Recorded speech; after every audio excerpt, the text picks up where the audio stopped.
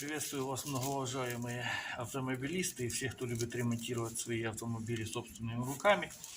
Меня зовут Сергей, и я ремонтирую сейчас свой автомобиль Volkswagen T4. Конкретно меняю сайлентблоки верхнего рычага. Когда решил заказывать запчасти, пересмотрел много видео с советами от ребят.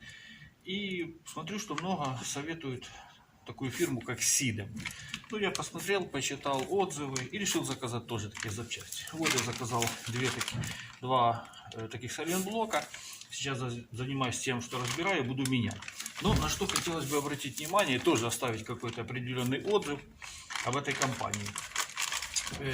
Вообще скажу, что цены на запчасти очень демократические и бюджетные. Я думаю, что они порадуют каждого. Визуально, если мы посмотрим, очень такая качественная упаковка, QR-код здесь. К QR-коду мы вернемся чуть позже. Это очень интересная опция.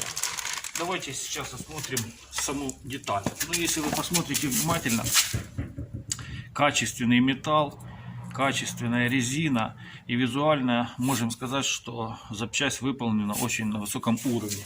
Как она будет ходить, конечно, посмотрим. Но то, что можно сказать вот беглым взглядом, то довольно-таки качественная запчасть. Теперь, что касается QR-кода. Обычно, если человек обращается в автосалон, то ему разницы нет. Автомастера, они знают, что делать, у них есть инструмент, и они знают, как это делать.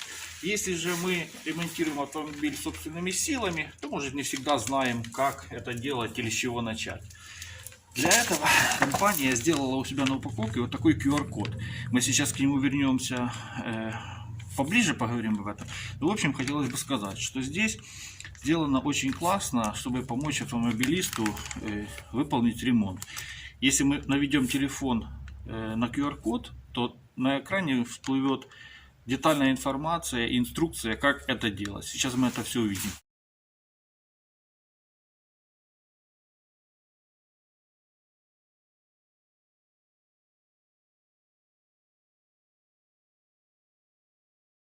Поэтому, дорогие друзья, кто ремонтирует автомобиль сам или ищет запчасти, чтобы они были бюджетные и качественные, я рекомендую эту компанию, компания Sidem, потому что мне очень понравились эти запчасти, и я думаю, что я буду и дальше их заказывать. Всем спасибо за внимание, удачи в ремонте.